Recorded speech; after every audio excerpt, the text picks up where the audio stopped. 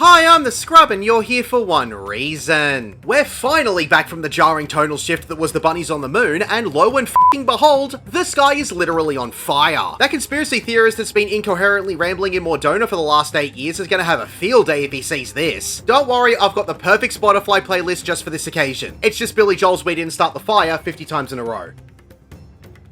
Time to learn about Vanaspati. Simplified.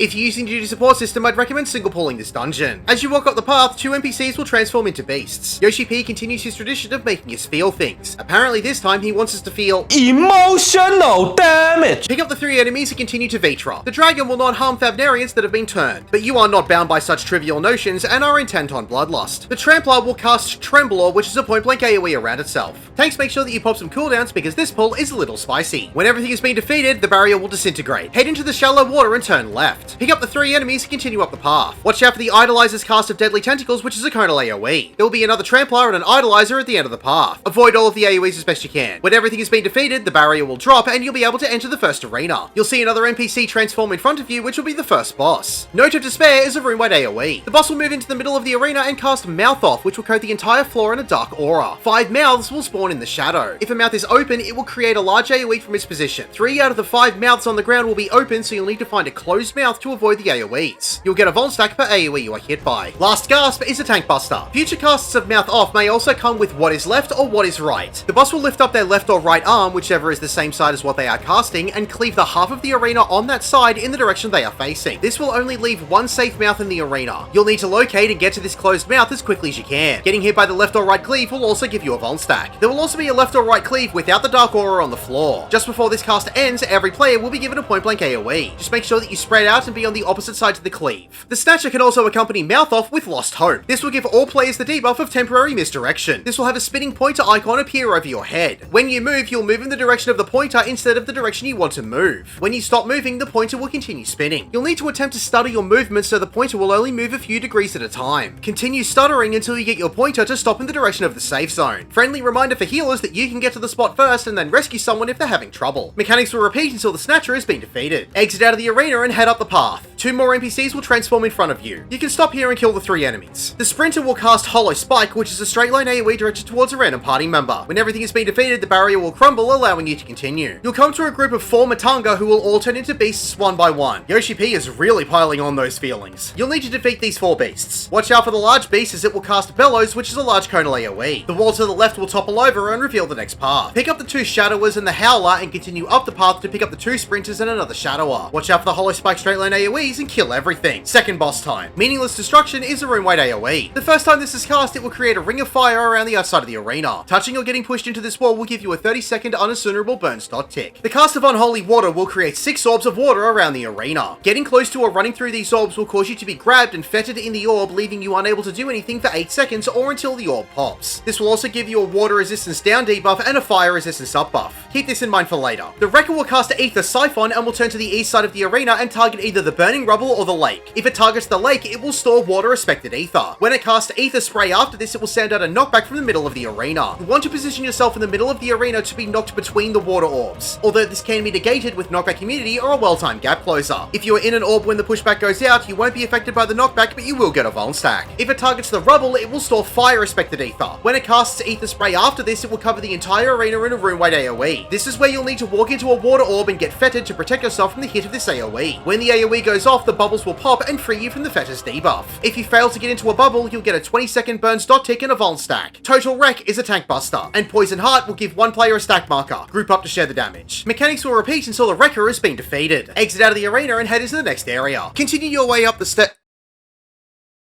This is fine.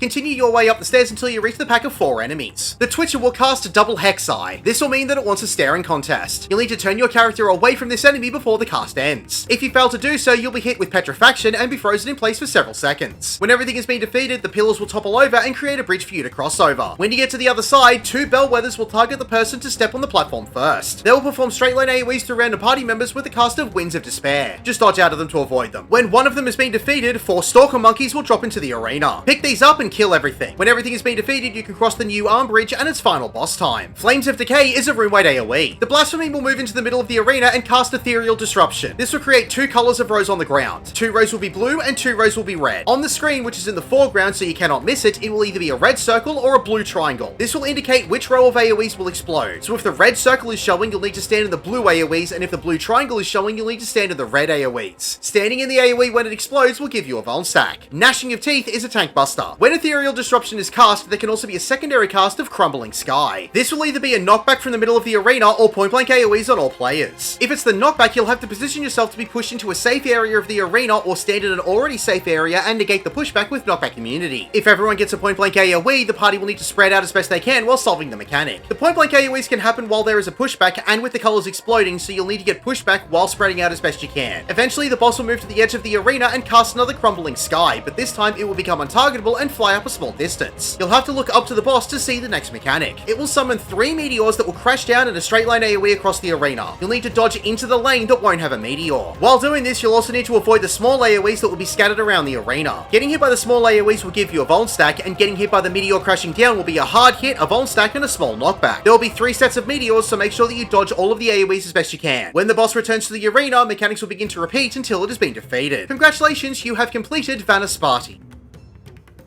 My name is The Scrub. Thank you for watching.